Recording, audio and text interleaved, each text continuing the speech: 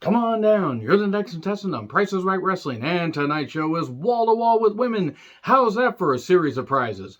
But those prizes come with a price. Unfortunately, you are going to have to sit through a Von Wagner match and more Grayson Waller than any human being should have to fucking endure, as well as a few other things I will make sure to mention with a little bit of rage later on. I'm John Renton with my review WWE NXT 2.0, the go-home show for spring break-in. They're just doing these semi-anal events. I think that's how that goes. Wait, no, annual anal. That's it. That's exactly what it is. Enough about this awkward stuff. Let's talk about this show that had a lot of women. And that's good, bad, and indifferent. There's nothing wrong with including a lot of women, but there was one particular segment that nearly made me shut the show off for good.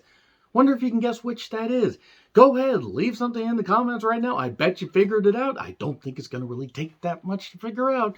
What was good is starting with a pan up of Nikita Lyons. My fucking goodness.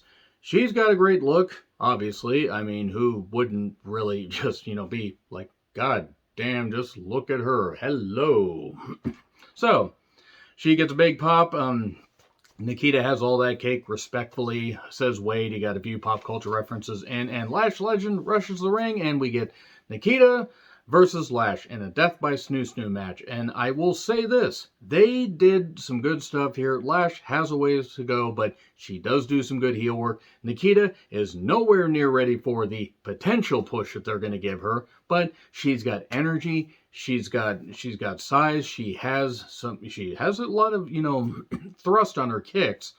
And no, I'm not thinking about thrust and Nikita. How dare you guys accuse me of turning this thing dirty? How dare you? So, the jump start, and it wasn't dull, I'll give them that. Lash worked, did some good heel stuff. There was one point where Nikita nearly landed on her goddamn head. That looked painful.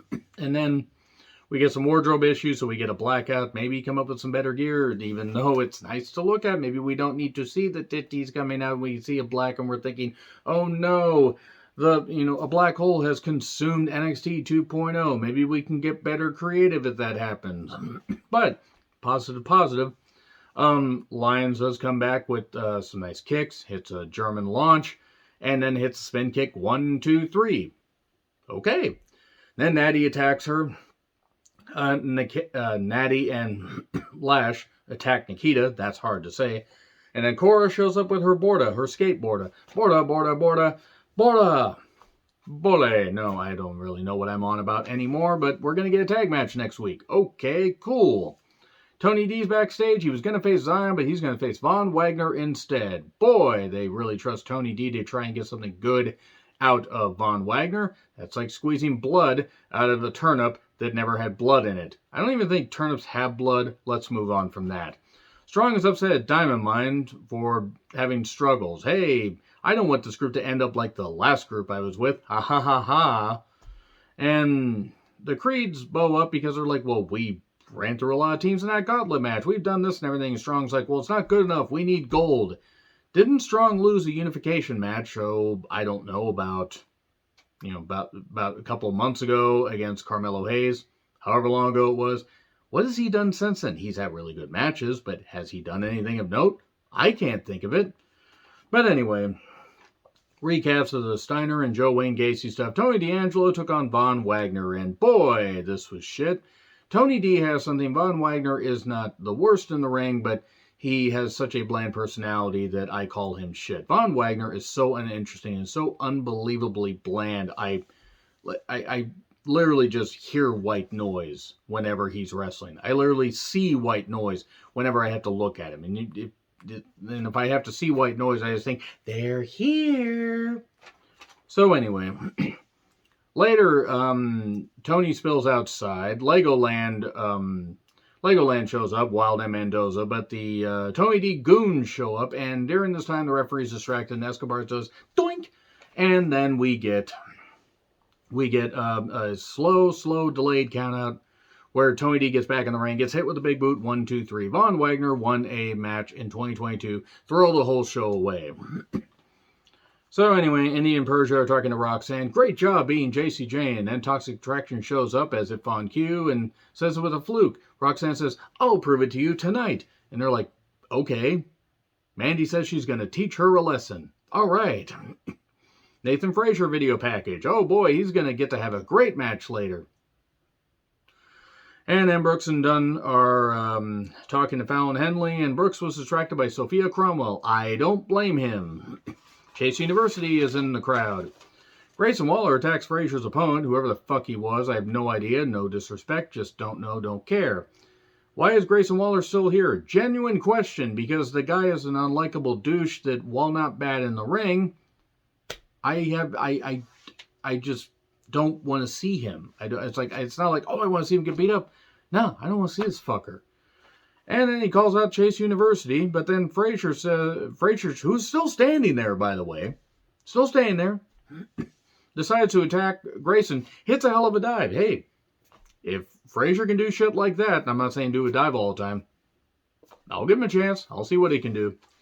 Breakout women's tournament is in 2 weeks, and they do a few video packages throughout the show. Ariana Grace, Santino's daughter. Hopefully she takes the business more seriously than Santino, who I know was pretty damn good in the ring and could be serious, but he was a comedy goof, and hopefully she can actually be a positive for pro wrestling, unlike him. So, a lot of scripted stuff, though, but it is what it is. Caden Carter and Katana Chance. Okay, so that's former Casey Catanzaro, Katana Chance that is. Why the extinguishers? Why the name changes? And why am I supposed to take this team seriously when I don't like them? Tiffany Stratton-Stone was interviewed as if I'm going to give a shit, and Grayson Waller interrupts, and they talk about how smelly Nathan Frazier was and how stupid Saray is and all this, and they go off to share makeup and beauty tips and whatever, and I don't care. I guess they're going to be Team Clueless Douchebag. She's clueless, he's the douchebag. Can they get along in the suburbs?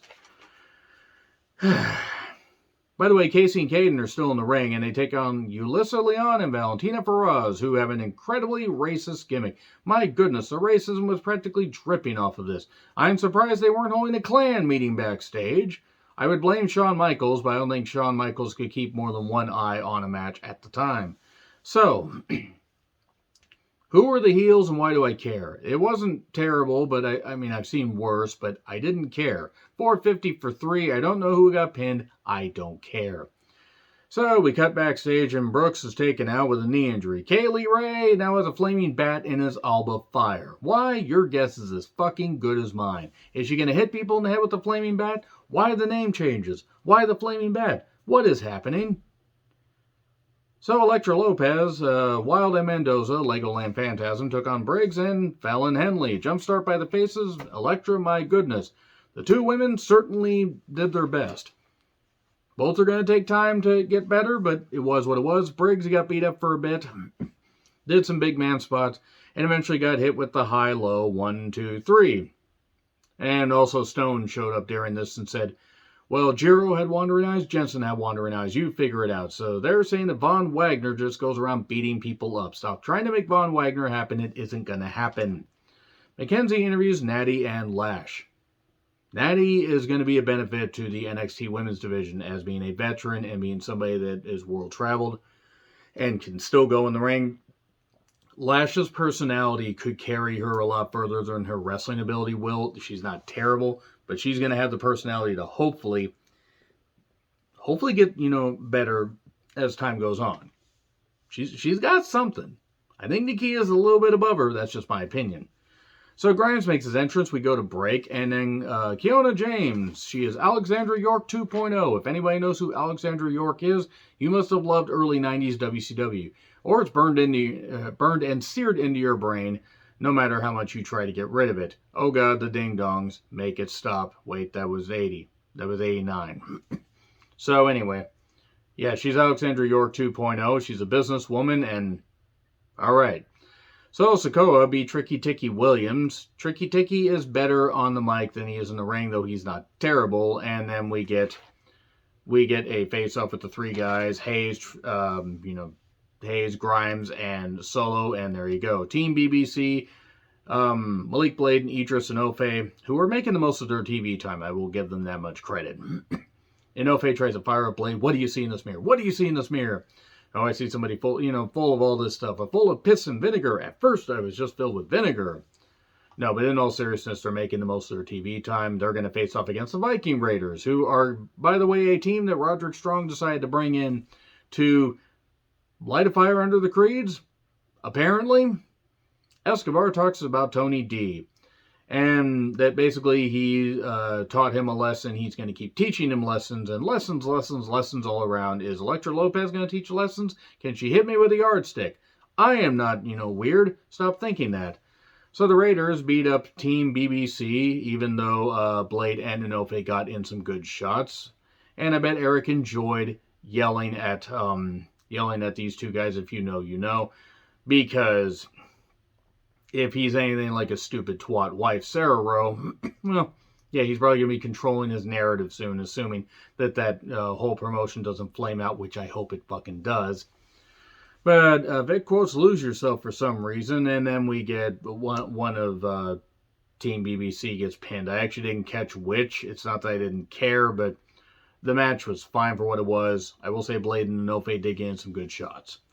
And then the Creeds show up and they stare down. Aha, we're going to do this. And then a Wesley video package where he talks about the tag titles getting taken away. What is next for him? I like Wesley. He's great as Desmond Xavier.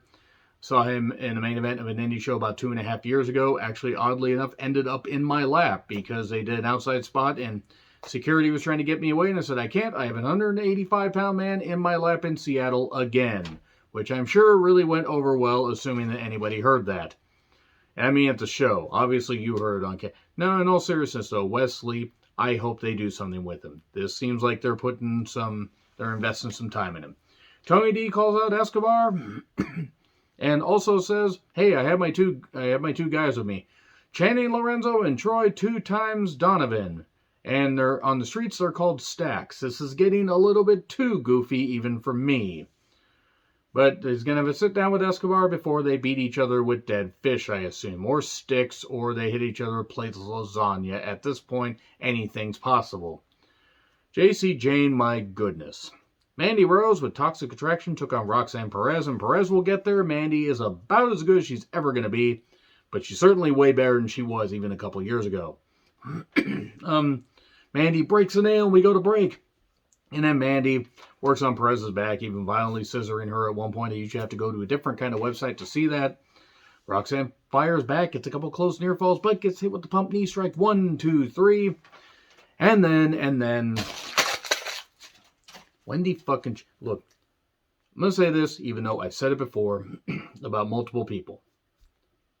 Just because I hate the gimmick doesn't mean I hate the person. I'm sure Wendy Chu, Karen Q, whatever, is a lovely individual who is very, very nice, and she is a good worker. Guess what? This is an embarrassing gimmick. This is abysmal. This is putrid. The Wendy Chu gimmick is the worst thing WWE has put on their television program this year. And I'm including anything on Raw. I'm including anything on SmackDown. This is the worst damn thing. This is... It's soul-crushingly bad. It's putrid. It's stupid. Who does this appeal to? If you like it, by the way, no disrespect. But this is fucking abysmal. She shows up with a super soaker. Oh, she's going to get Toxic Attraction wet again. Oh my. But then they powder and they get away. They're like, ha ha ha. And then she's got a comically sized button that she hits. A net drops on Toxic Attraction. JC Jane is immediately out of the net because nobody thought, hey, wait a second, maybe we should get a bigger net. No, let's not do that. Let's not be smart about this. Maybe let's not have the goddamn net at all.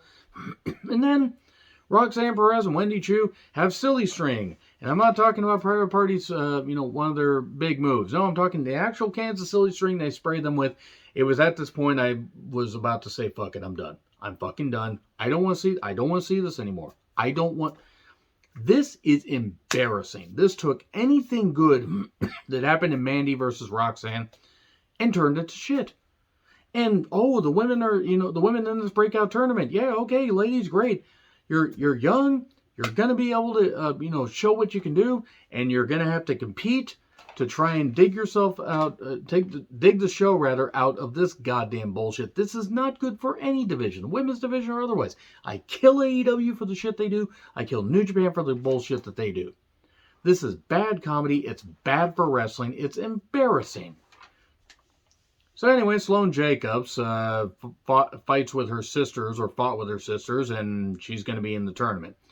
Then Joe Wayne Gacy has the Druids. Let's go change the world, he says. He talks about molding NXT 2.0 and with his clay of acceptance.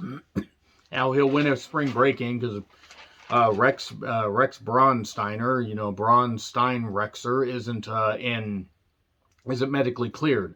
Then Rick Steiner shows up and says, my son is medically cleared. And then he says, all right, did you pick the best time or the worst time to show up, Mr. Steiner? Mr. Bond, I expect you to die. And then the Druids are here. But then Steiner shows up, the younger Steiner, and beats him up, and then gets laid out with Gacy's springboard elbow that the camera almost totally missed because there were about 50 million things going on. The Druids pass the NXT title like yoink, yoink, yoink, yoink, yoink. There's passing it from hand to hand to hand. Could you maybe have just thrown it to him? Whatever. This took forever, and Gacy stands here. Ha, ha, ha, ha. And that's it. If Joe Wayne Gacy wins the NXT Championship next week, just fucking throw the show away. It's not even that the guy's a bad worker, but just NXT used to actually be something I look forward to, and now it's really hard to get through. I'll keep watching. I'll keep reviewing, but by God, it's getting difficult. Anyway, we here at Price is Right Wrestling would like to remind you to control the pet population. Have your pets spayed or neutered. Goodbye, everybody.